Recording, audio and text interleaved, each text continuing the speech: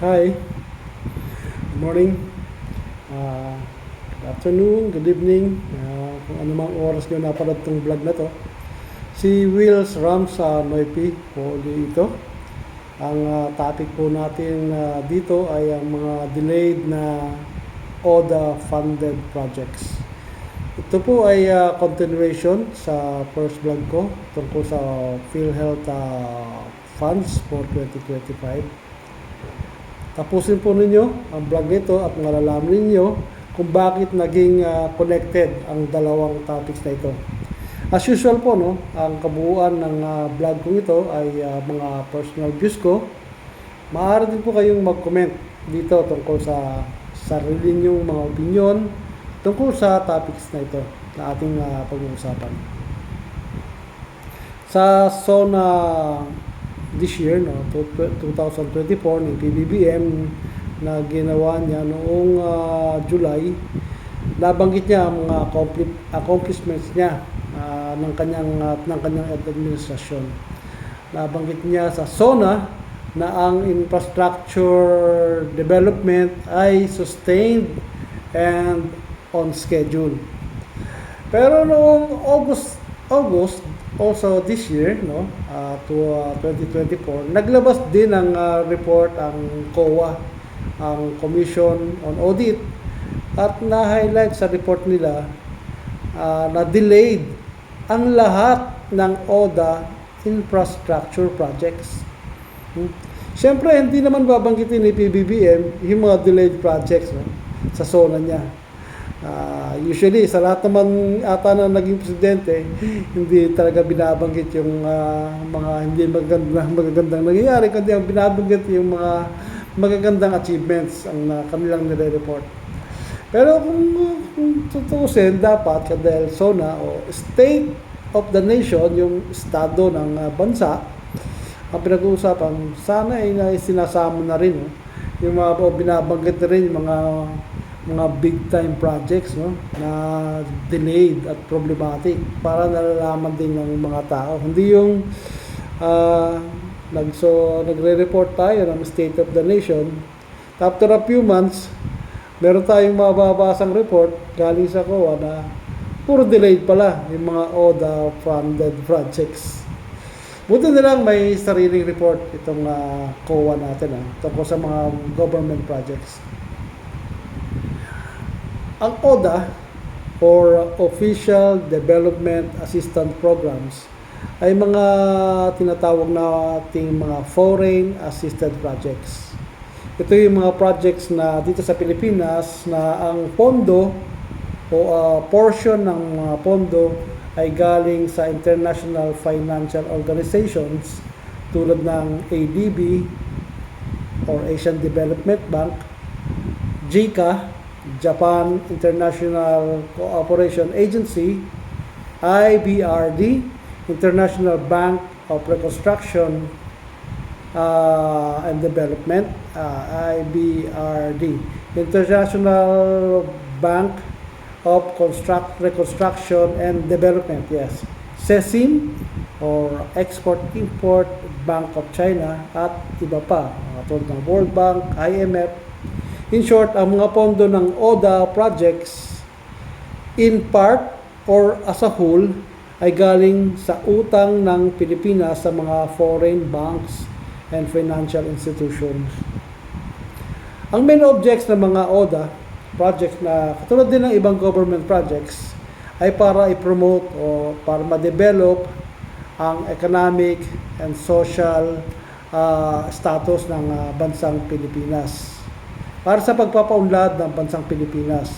Pero minsan, dahil nga sa laki ng project na kinakailangan, ay minabuti na lang at kulang yung pambansang pondo natin, minababuti na lang ng Philippine government o national government na i-apply ng utang sa international financial institutions dahil open credit naman tayo sa kanila.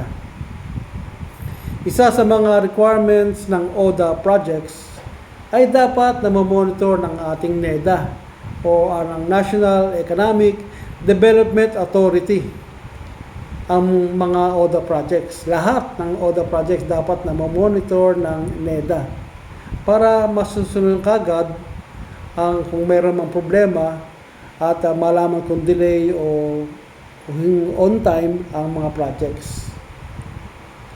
Ang COA din nagre-report sa Congress every year, no? Usually every June, kasama ang auditors ng mga implementing agencies. Yung mga agency, mga ahensya ng gobyerno na nag-implement ng mga projects, ODA projects. Nagre-report sila usually every middle of the year, June, no? Sa Congress tungkol sa mga ODA projects. May nakita akong, may nabasa akong report ng COA December 2023 na noong December 2023 report ng COA, mayroong 80 ODA loan projects. Merong 80 ODA loan projects. Sa 80 projects na ito, na foreign funded, ang kumpleto rito, ang nakumpleto ay 10. Ang terminate o tinigil na ay 2. Ang ongoing pa, sa ngayon, ongoing pa ay 59 na projects. No? So, good. Ang sinarado na ang loan, pero incomplete pa yung project, ay may 3. May 3 project pala na naisara na yung loan, pero hindi na kumpleto yung project. So, abono tayo dyan. At mga hindi pa na-implement ay 6 na projects. Yun ang masakit. Ang mabigat din dito, yung 3 project na na-close na nga at hindi pa natapos. Dahil ibig sabihin, hindi pa natin magamit, hindi pa magamit ng bansa natin, ng mga Pilipino, yung project dahil hindi pa tapos. Pero, umaandar na yung pagbabayad natin ng utang. At yung 6 na project na nabanggit ko na hindi pa nasisimulan dahil nagbabayad na ang gobyerno natin ng commitment fees. No? 6 na project na hindi pa nasisimulan, na-apply na ng utang, na-apply na, na-aprobahan ng utang, pero hindi pa nasisimulan. Doon tayo magpo-focus. Doon sa tinatawag na commitment fees, no? Na binabayad natin sa mga international financial institutions dito sa mga project na ito. Yung tinatawag natin ODA projects. Bukod sa ODA loan projects, no, yung foreign projects na inutang natin, meron din namang 300, sa report ng COA, meron din 323 na ODA grant funded. Ibig sabihin, hindi ito utang, ito ay tulong ng iba't ibang institusyon, iba't ibang bansa para sa atin. So, hindi ganun siya ka-problema dahil yun ay tulong. Ang nakumpleto na rito, out of 323 projects na to, ang nakumpleto na ay 91.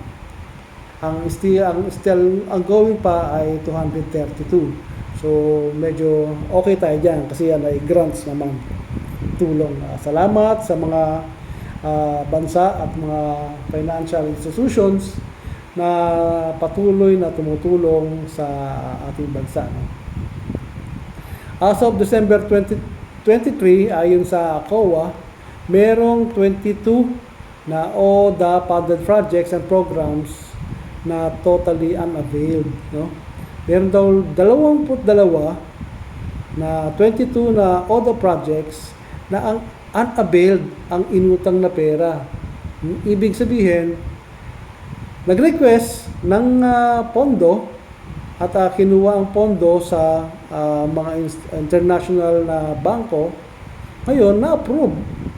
Pero nung na-approve, gusto nang i-release, ayaw namang ipa-release, ayaw namang kunin ng kung sino man yung implementing agency na to.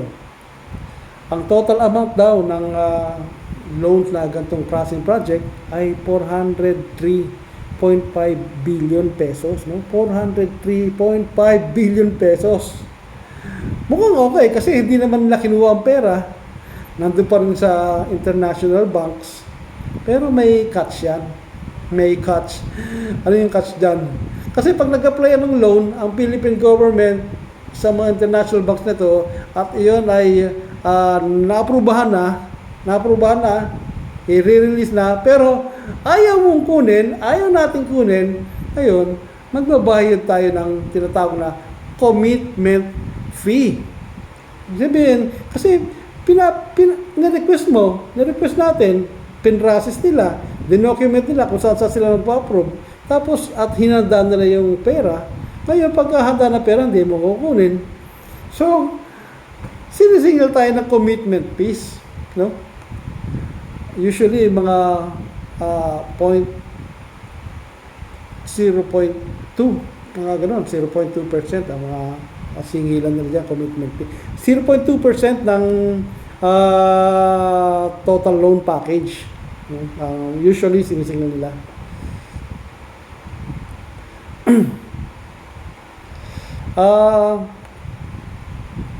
Yung commitment fees daw na nung 22 projects na yon na hindi pa natin kinukuha yung loan natin ay umabot na ng 102.78 million pesos. So 100 million pa rin, 102.78 million pesos as of December 2023. Hindi ko na alam kasi December 2024 na ngayon.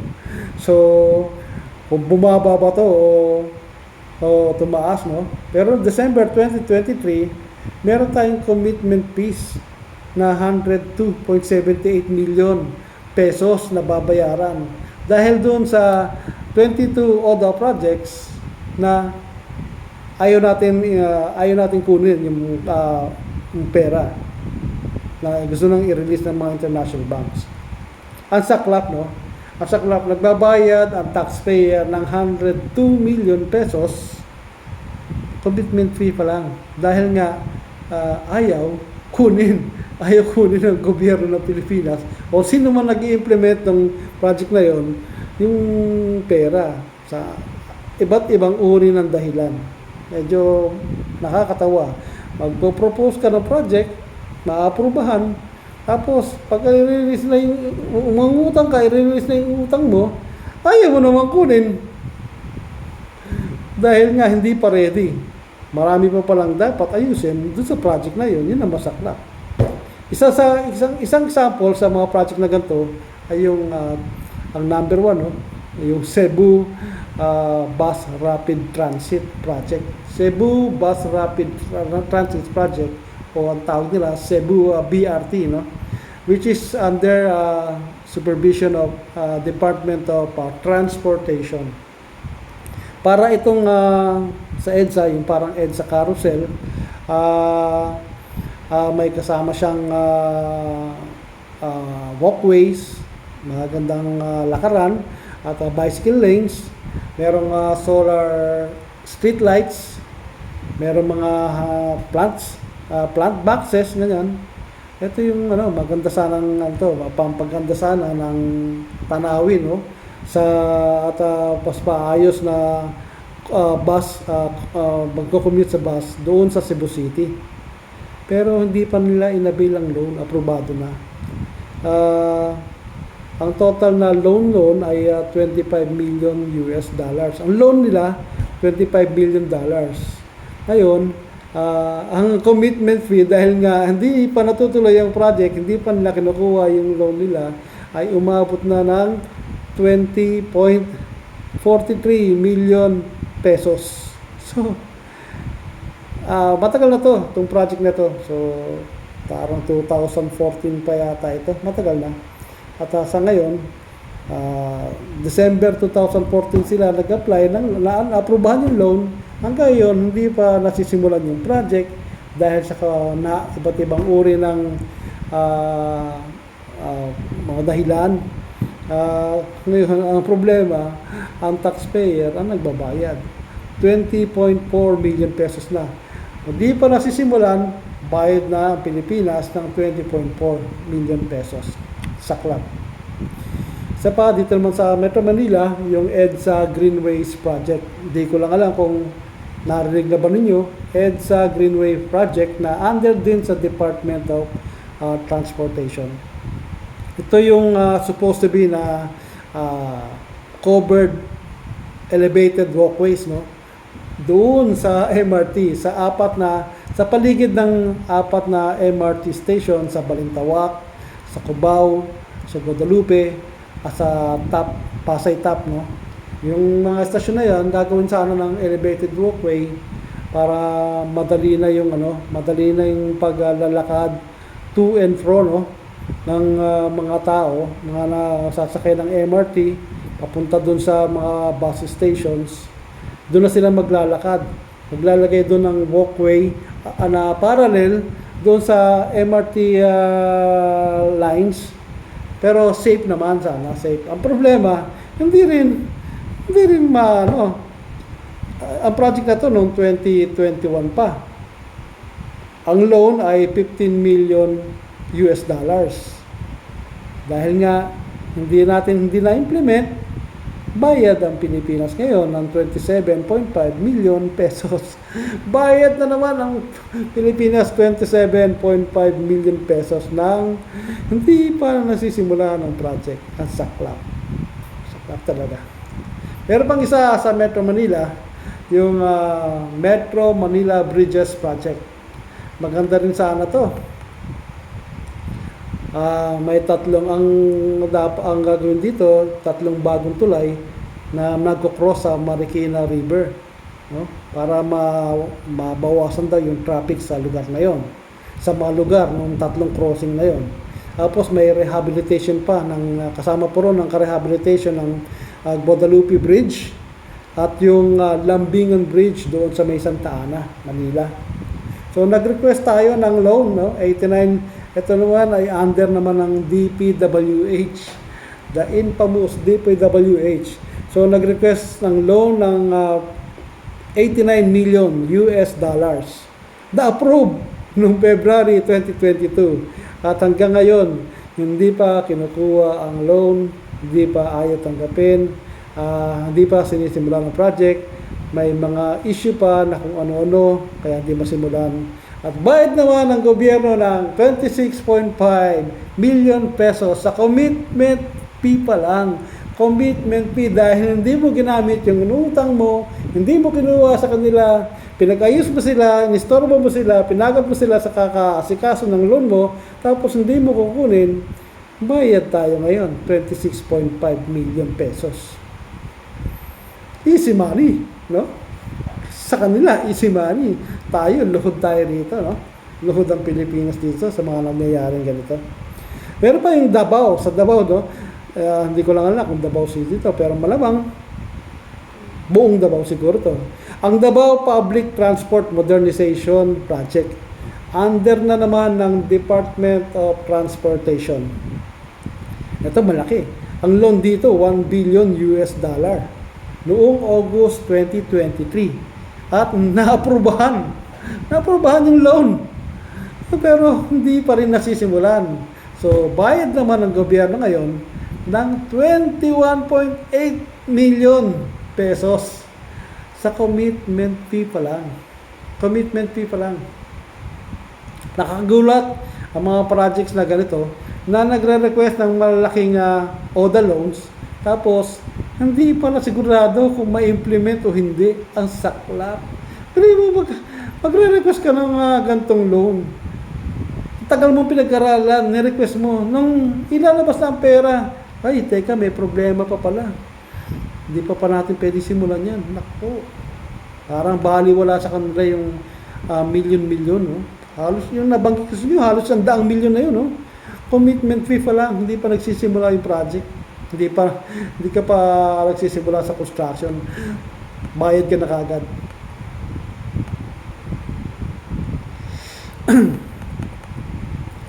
Meron din namang 66, no, na ODA loan projects na ang total na unavailed loan 676, no, billion pesos. Ibig sabihin, merong 66 na, yung 66 na projects na to, ongoing na siya, pero na-delay, na-hold, na-delay, may problema. So, ang ginawa nila, hindi siya pinayagan na i-release yung ibang loan. Bakit? Kasi ganun kasi yun eh. Meron ding taga-check ang mga bangkong ito. Yung mga international bank, may taga-check din ito. Hindi naman sila magbibigay ng 100% kagad ng loan amount. Kung $100 million yan, hindi kagad ibibigay yan. Titingnan din niya yung percentage accomplishment mo against do sa hinihinira mong nakuha mong pera, na ibigay sa yung pera. Kung tingin nila sa percentage na accomplishment mo ay nagastos mo na nga yung pera unang binigay sa iyo, saka i-release na yung pangalawang batch ng loan mo. Pero dito sa mga 66 projects na to, sinasabi nito, delayed sila. Delayed at mukhang hindi inaprubahan ng international financial institution yung kanilang accomplishments. Kaya yung mga perang remaining na loans hindi ibinigay sa kanila. So, pag ganun, bayad na naman tayo. Bayad na naman ang Pilipino ng commitment fees. No? Saklap, puro commitment fees na binabayaran natin. Ang total na commitment fee na binayaran ng Pilipinas doon sa 66 na project na na-hold, na na-delay at hindi nakakuha yung mga iba pang loan releases nila, umabot ng 1.7 billion. Saklap. 1.7 billion pesos. No? Commitment fee. Dahil na-delay ka, hindi ka pinayagan tumanggap na, natenga yung pera nila, bayad ka. 1.7 billion pesos lang. Sakla. Tinatapon lang ng gobyerno ang pera natin.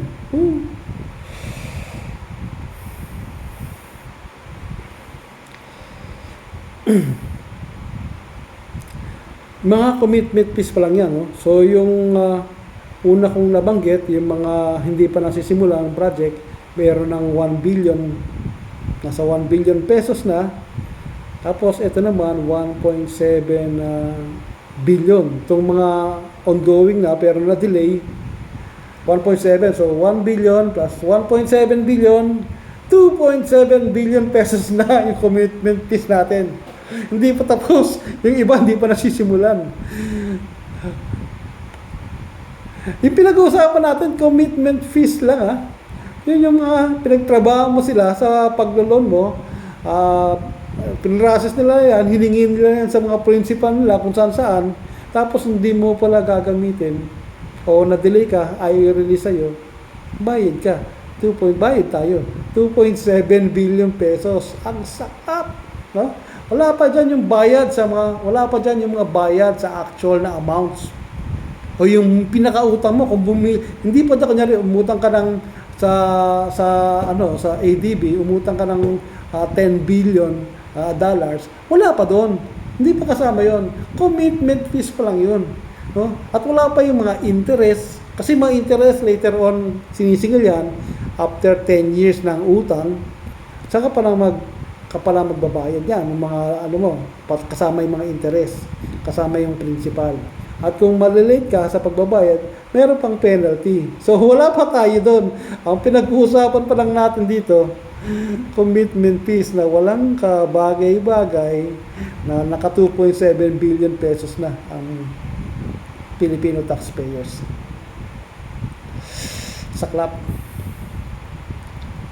Ito yung mga government implementing agencies na na-charge ng malaki ng commitment fees, no? Katulad ng sinabi ko na, Department of Transportation, 261.8 million pesos dahil sa 5 project nila. 261.8 million pesos sa Department of Transportation lang. Sa DPWH, 186.7 million. Sa kanilang siyam na ODA projects, binayaran nila. Commitment fees lang yan Sa DOH, Department of Health, 88.7 million para sa 2 project. Meron pang mga ibang government agencies na may ODA projects din na siningil din ng commitment fees dahil nga sa hindi nasimulan o mga delayed. Ang total na binayaran na commitment fees ng 2023 ayon sa COA was 854.7 million, no? 854.7 million pesos. So,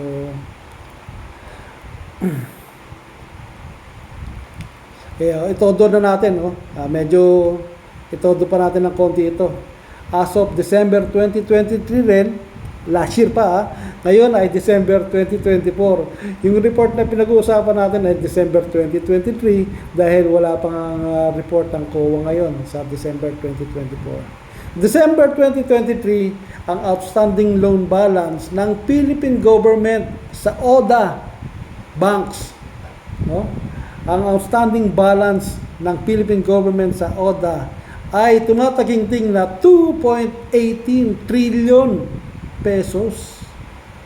2.18 trillion pesos or 39.4 US dollar billions. 39.4 billion US dollars. Yun ang total na utang natin sa mga ODA banks. 370 projects, no? O 370 loans sa mga ODA banks. So, wow. 2.18 trillion ang babayaran natin. Yun yung kapital na babayaran natin. Karamihan dito inutang sa ADB, sa JICA, sa IBRD, sa Chinese bank, Import-Export Bank ng China, at iba-iba pang international financial institutions. Mga foreign debts pa lang ito. Pinag-uusapan natin mga foreign debts, mga utang sa mga foreign banks, international financial institution. Hindi pa kasama ang utang ng gobyerno sa mga local banks. Hindi pa kasama. Yung 2.18 trillion pesos na yan ay utang lang natin ng gobyerno sa mga foreign banks. Hindi pa kasama yung utang ng gobyerno sa local banks. Na ang balita ko ay mas malaki pa daw kaysa dito sa mga ODA loans. So, saklap. Sabi nga nila, hindi pa raw pinapanganak ang isang Pilipino, may 100,000 utang na. Sakit. Ngayon, yung mga latest na balita, so nag-uusap-usap si PBBM at yung kanyang mga advisors, iba't ibang agency ng gobyerno, paano hihilutin yung yung budget sa 2025 kasi malapit na yung hanggang December 30 na lang yata sila. So ano ba ngayon? December 28 na ngayon. So may 2 days na lang sila para tapusin yung aprubahan yung national budget for 2025. Kasama na din doon ay yung saan nila kukunin, saan kukuhain yung pera pambabayad sa mga utang na katulad nito sa ODA projects. Ang mga isa sa mga priority ngayon ng PBBM admin o ng bansang Pilipinas ay tapusin na kagad yung mga ongoing, pati yung mga delayed na ODA projects. Kasi sayang din naman yung yung commitment fee.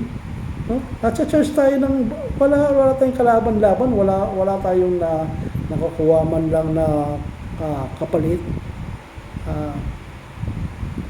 Masakit na ang laki ng binabayarang bansa ng mga taxpayer na commitment fees lang.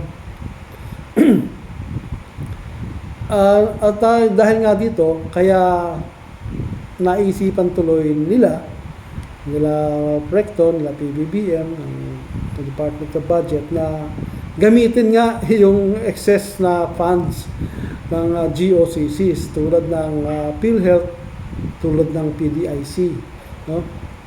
Para makatulong, para mapabilis, matapos kagad yung mga ODA projects.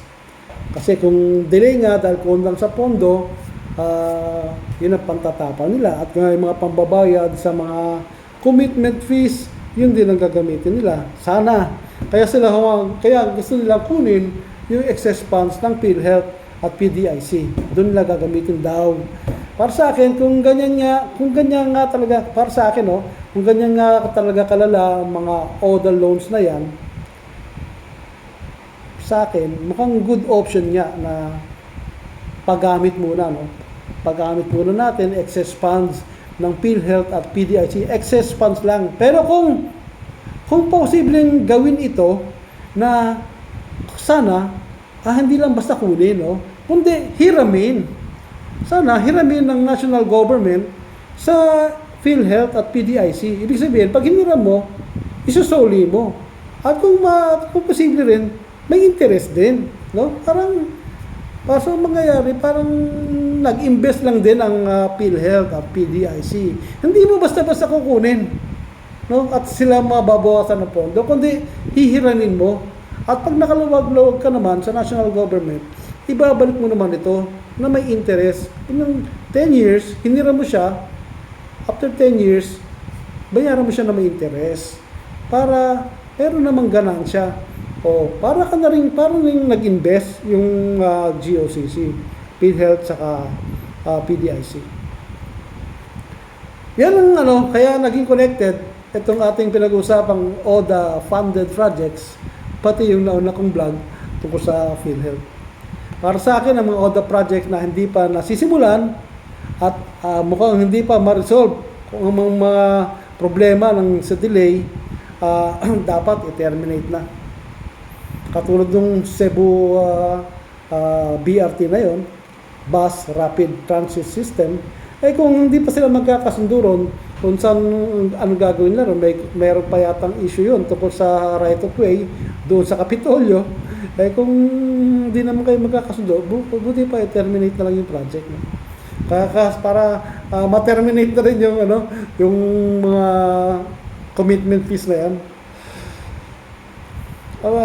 Pero yun sa mga ongoing at mga delayed na ODA projects, dapat yung mga delayed, lalo yung mga delayed, no? May mga malayo pa yung hahabulin sa schedule. Dapat mag-usap-usap na lahat ng concerned implementing agency, yung Department of Transportation, DPWH, Department of Health, pati yung NEDA, no? Dapat mag-usap-usap na kung mayroong LGU concerned, isama yung LGU. At pati yung national government, Department of Budget, Department of Finance,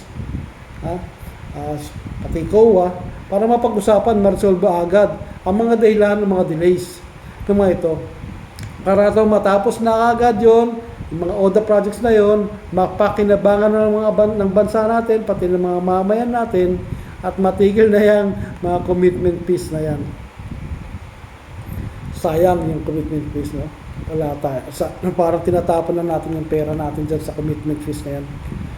Ang NEDA o ang National Economic Development Authority ay naatasan sila, no, na maging overall project auditor ng ODA projects. Sila sa bawat ODA projects required ang NEDA na maging auditor, no, ng mga project nito.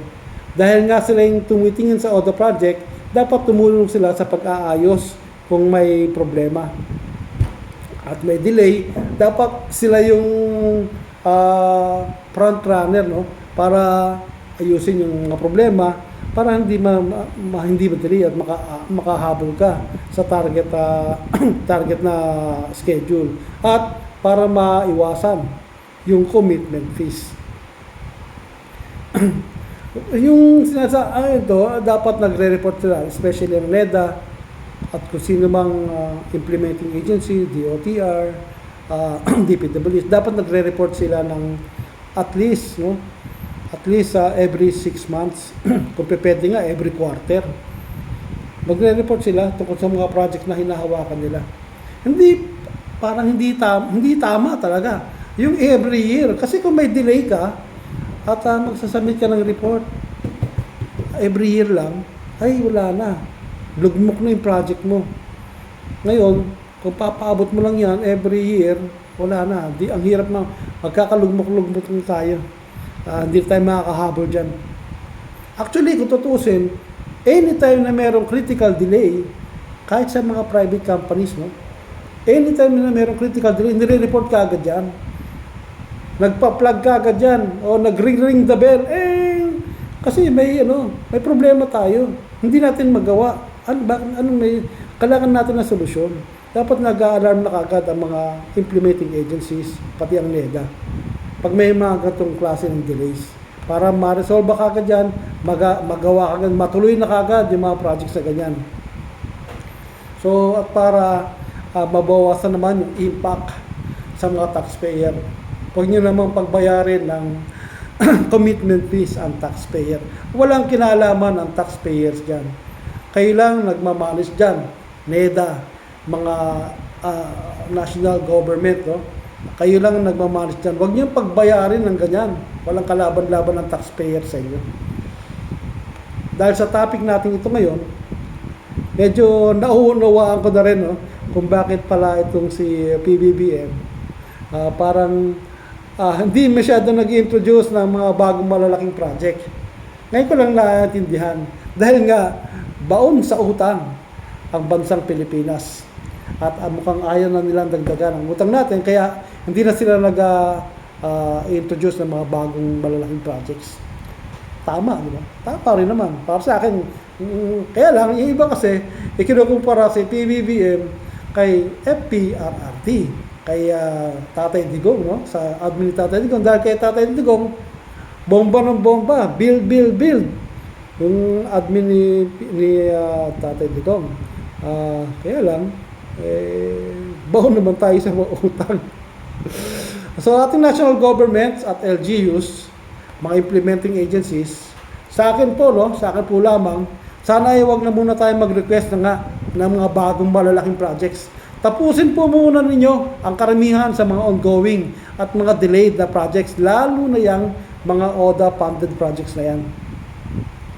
Kasi at least pag maganda ang natapos niyan, magamit ng taong bayan, happy ang lahat ng tao, lalo na ang mga taxpayer. Pero kung yan ay na-delay, yan ay na-charge ng commitment fees na walang kalaban-laban ng taxpayer, nakakalungkot na balita. No? Pero saludo pa rin ako, no, sa Commission on Audit. Saludo ako sa inyo dahil yung report nyo tama, honest, at impartial. At wala kayong takot sa inyong mga report. Basta keep it up po at mabuhay po. Saludo po sa COA reports. No? Hopefully po ay nakapag-share muli ako ng importanteng informations sa inyo patungkol sa isa sa mga hot topics sa bansa natin ngayon, ang mga delayed na ODA projects. Pwede po kayong mag-comment at kung meron din pong ibang topics na gusto ninyong pag-usapan natin, please feel free na to put your comments below. So, if nagustuhan nyo itong vlog na ito, paki-like na lang, share and subscribe. Hanggang sa next vlogs po, ito po si Wills Rams, Malby. Salamat po ulit sa inyong lahat. Thank you.